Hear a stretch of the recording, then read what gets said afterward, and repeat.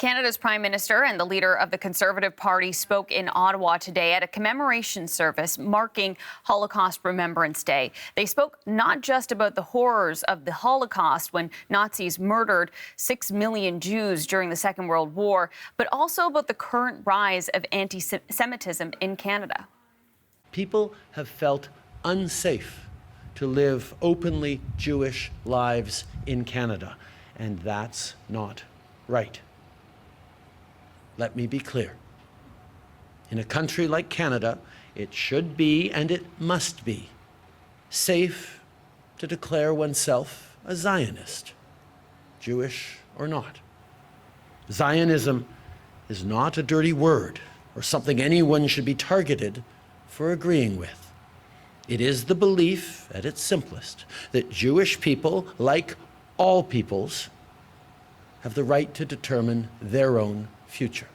And as my friend Erwin Kotler taught me, anti-Semitism is the canary in the coal mine of global hatred.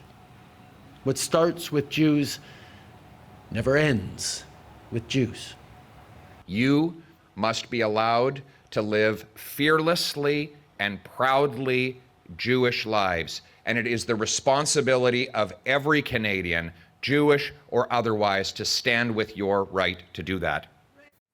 Also today, a report on anti-Semitic incidents in this country showed that they more than doubled last year. CBC's Marianne Demain is on that story.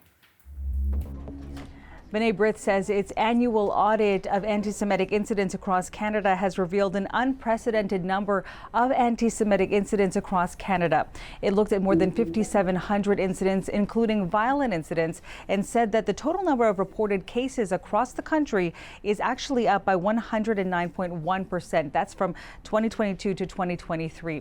And it does say that there are several reasons why they believe they're seeing this rise in the number of anti-Semitic incidents, saying that it's not only the fighting in the Middle East, but also what it calls radical communist and socialist groups. It also says that before October 7th, it had already noticed a rise in anti-Semitic incidents in the country, but that many of them were reported in the weeks and months after the fighting began in the Middle East. We also know, according to Brith, that according to their audit, it claims that it sees more anti-Semitic incidents on university campuses now. That, again, is between 2022 to 2023. Here's more from the Director of Research and Advocacy. 5,791. That is the number of anti-Semitic incidents Brith Canada logged between January 1st and December 31st, 2023. That is an average of 15 incidents a day.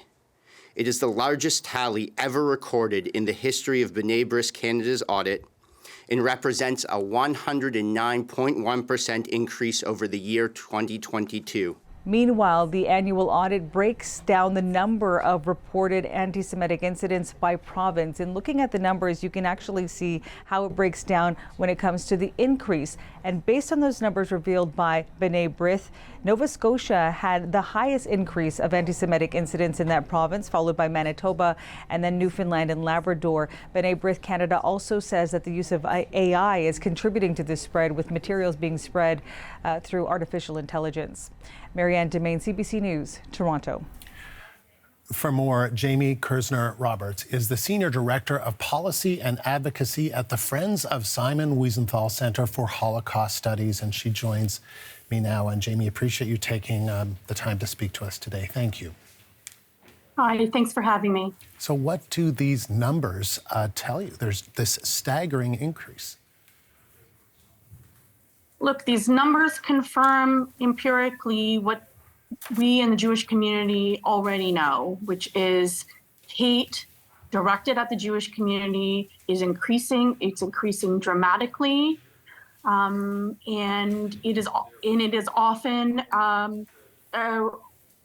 really carried out without consequence.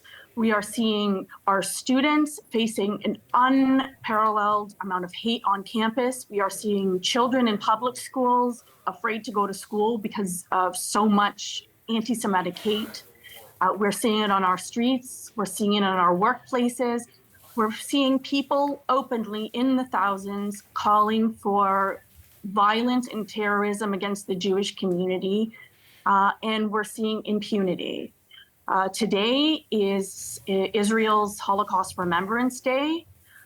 This is a day where we remember, we commemorate the Holocaust that started off with a normalization of hate against the Jewish community and impunity for those perpetrating hate against the Jewish community. And we are seeing this today in Canada in 2024. So tell me, Jaime, about what you mean by that. Without consequence, without impunity, you're saying that the people that are carrying out these acts are just face nothing? They face no consequence whatsoever? I mean, there have been police investigations, but tell me more about what you're saying. There have been investigations here and there. We have seen criminal charges in some cases, and we hope to see a few convictions, but these have been few and far between, given the incredible hate that our community is facing. Just 2 weekends ago, we had a synagogue here. Someone comes in the night, smashes all the windows, impunity. We had somebody firebombing a Jewish business here, impunity.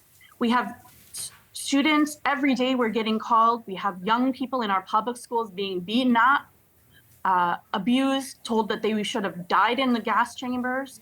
Every day we are seeing this kind of hate directed at us. And for the most part, it is impunity. We are seeing this kind of hate being normalized in all of our institutions. And this has got to stop. We are asking. Go ahead. Yeah, I was going to just say, how does it stop? What are you asking? We're asking Canadians to stand with us and say enough. Jewish Canadians, like all Canadians, have the right to walk through their own university campus without asked whether they're Jewish, without given some kind of test. We have a right to attend public school, to be ourselves, to be proud of our identity like everybody else. We have a right to not have our businesses defaced and vandalized. We have a right to have our places of worship not attacked and assaulted with windows broken.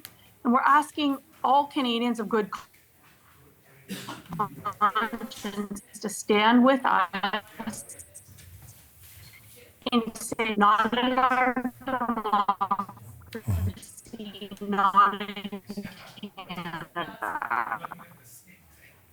And we apologize. We got most of the time we wanted to get with Jaime, but as you could see, we were having some audio problems towards the end of what she had to say. But that was Jaime Kirzner-Roberts with the Friends of Simon Wiesenthal Center for Holocaust Studies.